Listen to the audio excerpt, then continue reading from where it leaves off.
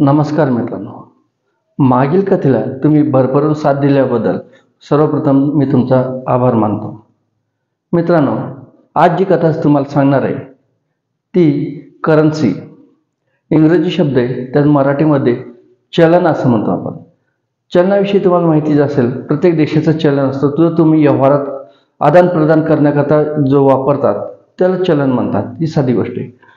पण मित्रांनो, तुम्हाला चलनावर एक कथा सांगणार आहे. ही कथा तुम्ही लक्षपूर्वक ऐका की स्वर्गाचे चलन कसे असतात. ते तुम्हाला माहिती असेल तर चांगलीच गोष्ट आहे, नसेल तर या कथेतून तुम्हाला माहिती भेटत जाईल. मित्रांनो, एका महानगरामध्ये एक उद्योगपती राहत होता. उद्योगपती काही कामानिमित्त त्याच्या मूळ शहरापासून दुसऱ्या शहरामध्ये जाण्याकरता निघतो. जात असताना प्रवास आनंददायी आणि सुखकर व्हावा म्हणून तो ड्रायव्हरला म्हणतो की रेडिओ चालू कर. रेडिओ चालू करून ड्रायव्हर चॅनल सेट करायला लागतो. चॅनल सेट करत असताना एका चॅनलवर एका बाबाचं प्रवचन चालू असतो. प्रवचन ऐकत असताना शेठजी म्हणतो ड्रायव्हरला की थांब, प्रवचनचे काही शब्द आहे, काही ऐकूया. तर त्याप्रमाणे ड्रायव्हर थांबतो आणि प्रवचनचं ऐकायला लागतो.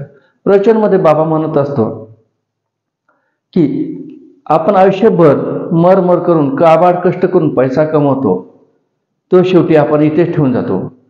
लोकांना तो तमुक आहे, तो अमुक आहे असं म्हणून आपण सगळ्यांना जवळ करत असतो, पण तेही इथेच राहतात.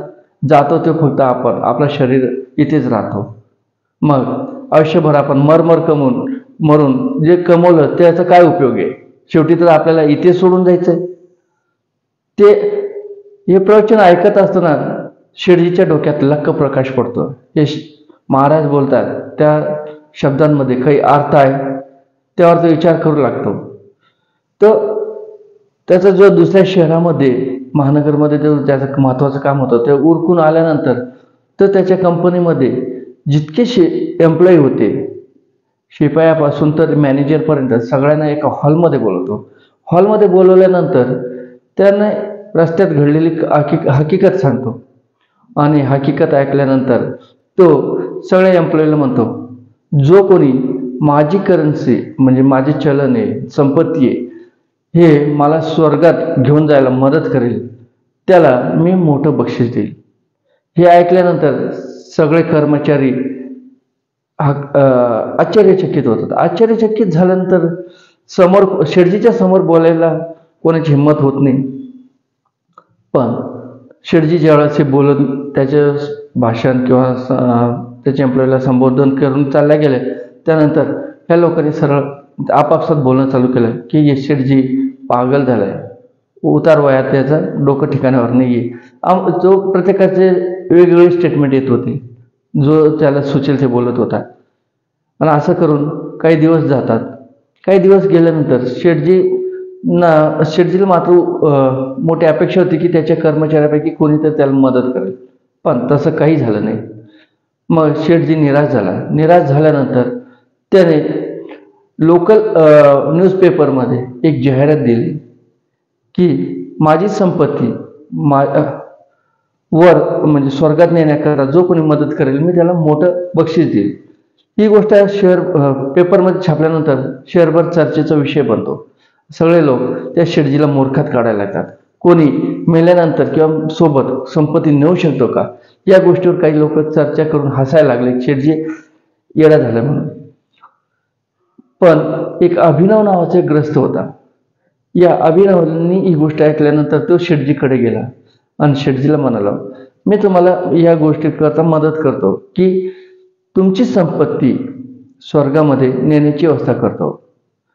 शेठजीला आनंद झाला. तो त्याचा सत्कार वगैरे करून मध्ये गेला आणि मोठ्या उत्साहाने म्हटलं, सांग मला ती योजना, जे तुझ्याकडे आयडिया आहे, मला माझी संपत्ती स्वर्गात नेता येईल. अभिनव हसला आणि म्हणाला, शेठजी मला आधी एक सांगा की तुम्ही विदेशात कोणकोणते देश फिरलात? शेठजी म्हणे, ठीक, मी भरपूर देश फिरलो. America, England, Germany, Poland, Russia वगैरे, जपान अशा देशाची नाव घेतले. तर अभिनवने नंतर सांगितलं, ठीक आहे शेठजी, तुम्ही इतके देशात फिरलात तर तुम्ही त्या देशात गेल्यानंतर सर्वप्रथम काय करतात? शेठजीला काही समजलं नाही. तो म्हणे मला काही समजलं नाही. तर तो म्हणे की तुम्ही तिथे काही वस्तू खरेदी करण्याकरता जातात त्यावेळेस काय करतात? तो वस्तू खरेदी करण्याकरता मी पैसे पेड करतो. अभिनव म्हणतो तसं नाही. तुम्ही पैसे पेड का भारताचे पैसे तिथे पेड करता का? नाही. मग त्याआधी त्याकरता तुम्ही काय करता?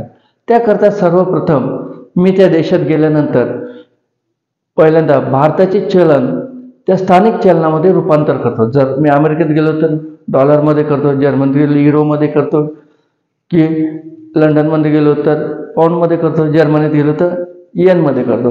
वेगवेगळ्या देशामध्ये वेगवेगळे चलन आहेत. तर अभिनव म्हणा शेठजी तुम्ही आता जे म्हटला तसंच स्वर्गाचे ये.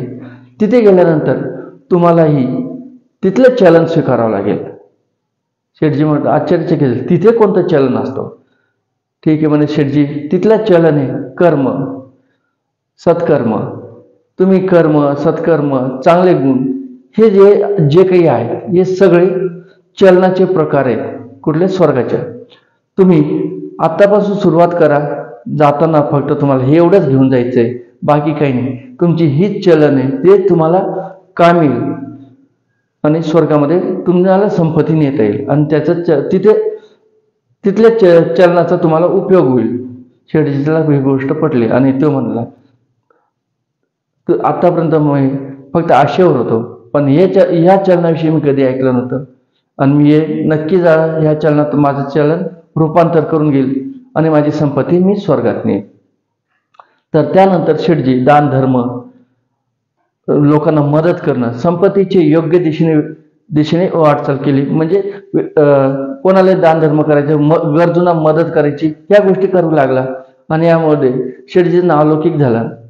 पण त्याचं रूपांतर, संपत्तीचं रूपांतर त्या चलनामध्ये झालंच मित्रांनो. आणि शेवटी तुम्हाला माहिती आहे की एक सत्कर्म केल्यानंतर स्वर्ग नक्कीच सोबत येते. तर मित्रांनो संपत्तीचं रूपांतर तुम्हाला कळलेलं आहे, स्वर्गाचं चलनही कळलेलं आहे. स्टोरी आवडली असेल तर चॅनलला नक्की सबस्क्राईब करा आणि लाईकही करा. धन्यवाद मित्रांनो.